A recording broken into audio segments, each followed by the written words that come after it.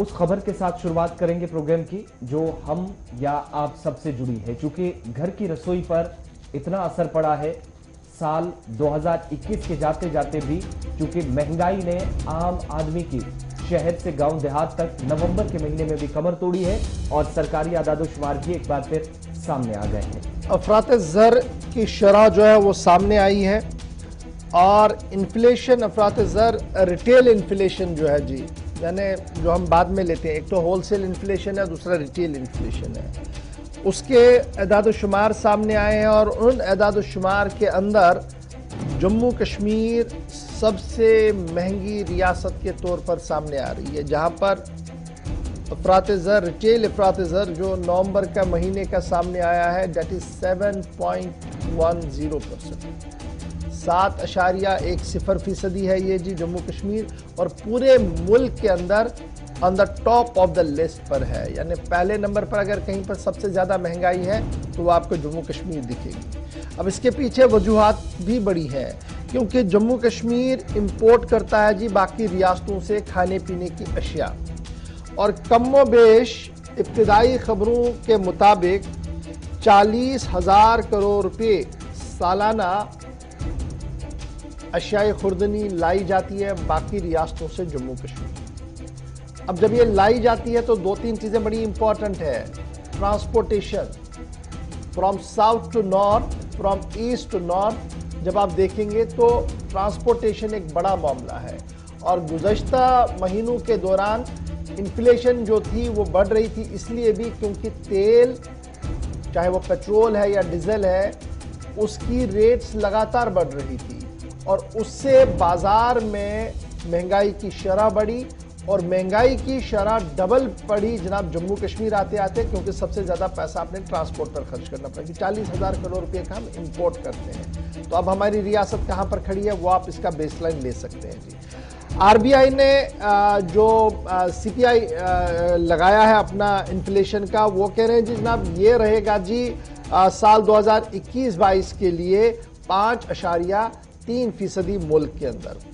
मुल्क के अंदर 5.3% की उम्मीद लगाई जा रही है अगले साल के लिए भी, और इस साल भी 4.8 के आसपास ही कहीं इसको रोक दिया गया था। लेकिन जम्मू कश्मीर आते आते डेट इज 7.10%, तो आप देख सकते हैं कि क्यों रेट जो है वो आगे जा रही है। अब इसमें दो चीजें बड़ी इंपॉर्टेंट है। कंज्यूमर प्राइस इंडेक्स जब आप देखते हैं तो हम कंफर्टेबल जोन में बिल्कुल भी नहीं है, और कंफर्टेबल जोन में न होने की वजह से हमारे पास एक ही वाया मीडिया है, वो है ट्रक, जिसके जरिए से आप सामान लॉजिकल एंड तक पहुंचाते हैं। यानी आपने बम्बई से कोई माल खरीदा, दिल्ली से कोई चीज खरीदी, पंजाब से कोई चीज खरीदी, इसको कश्मीर लाना है तो आपके पास सिर्फ ट्रांसपोर्ट जो है वो ट्रक वाला निजाम है, और वहां पर डीजल की रेट्स क्या है वो आपके सामने है, और फिर हमारा नेशनल हाईवे का हाल क्या है वो आपके सामने है, तो रेट्स आपकी बढ़ जाती है। जब तक माना जा रहा है माहिरीन की तरफ से ट्रेन, रेल का सफर मुकम्मल तौर पर नहीं चलता है और माल बरदार गाड़ियां नहीं आती हैं, तब तक यह मामला इसी तरीके से होगा। थोड़ी सी राहत जो है वो उस वक्त आपको मिलेगी जब माल बरदार ट्रेन आना शुरू हो जाएंगी, उससे आपको थोड़ी बहुत राहत जो है मिल सकती है। फिलहाल और भी इसमें इशफाक ऐड करते चले, क्योंकि जब मकामी सतह पर बात हो रही है, जम्मू कश्मीर यूटी को भी इस बार किसी किस्म की राहत ज्यादा नहीं है।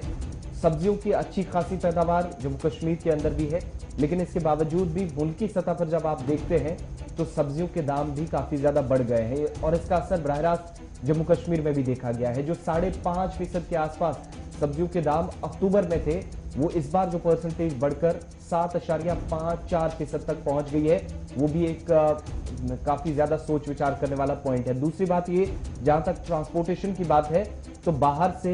ज्यादा सब्जियां खरीदी गई, जिन रियासतों का नाम या यूटीज का नाम आता है उनमें भी जम्मू कश्मीर सरे फहरिस्त है, जिसका मतलब ये हुआ कि अच्छी खासी पैदावार होने के बावजूद भी मकामी सतह पर किसी किस्म की राहत नहीं, और गांव के मुकाबले शहरी इलाकों में इस बार तकरीबन 0.51% का इजाफा महंगाई में देखा गया है इन आदादोशुमार के मुताबिक। कंज्यूमर प्राइस इंडेक्स से मुताबिक जो इन्फ्लेशन है डेट वाज 4.48% इन अक्टूबर 2021, और उसके बाद 6.93% ये रही जी नवंबर 2020 में, और इसमें थोड़ी सी आसानी आई जी कब, जब अगस्त का महीना आया तो ये चली गई जी 5.3% तक, और इसमें मजीद बेहतरी देखने को मिली सितंबर में 4.35%, और अक्टूबर आते आते 4.48% तक ये चली गई है। लेकिन जब आप इसको जम्मू कश्मीर के जाविये से देखते हैं तो ये उतरता हुआ नजर नहीं आ रहा, बल्कि स्टैटिक 7 और 8 के बीच में ही रहा है, 9 तक भी चला गया है।